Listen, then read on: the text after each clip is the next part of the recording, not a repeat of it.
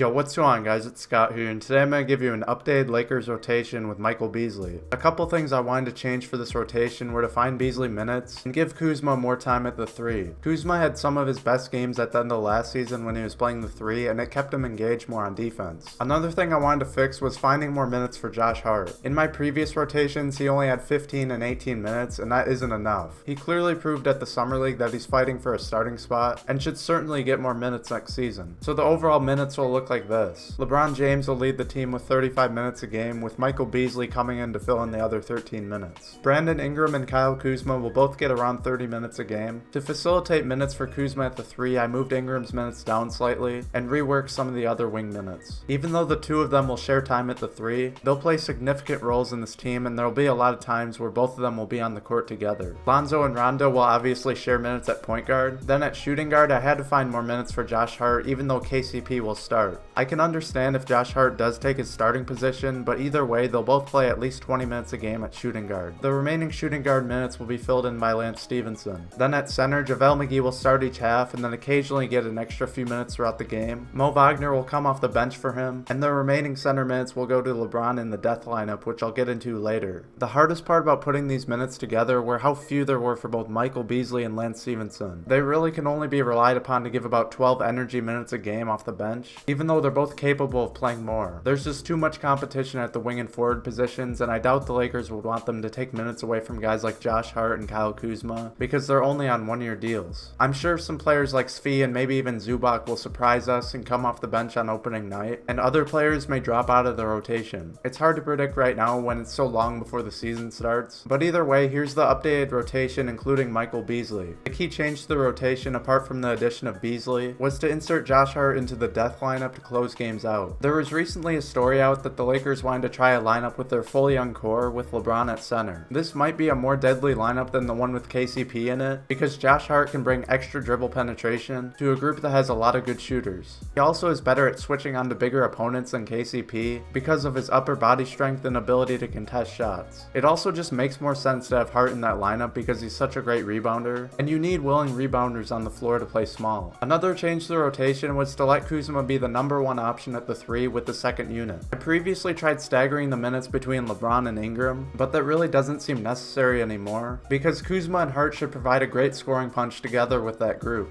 If you want to use this rotation and are on Xbox, then make sure you download Brian D43's roster before beginning your MyLEAGUE. Then go to your timeline and click load rotations and search for ScottBell07 and click the one that says Lakers 18-19 rotation. Also, make sure you move Wagner out of the reserves before loading the rotation. He's preset to be in the reserves because he's a low rating, so in order for the rotation to work, he has to be out of the reserves. Anyway, that's all I have for this video, guys. I hope you did enjoy. Make sure you subscribe if you want to see daily Laker content throughout the offseason, and leave a like if you enjoyed, and thanks for watching.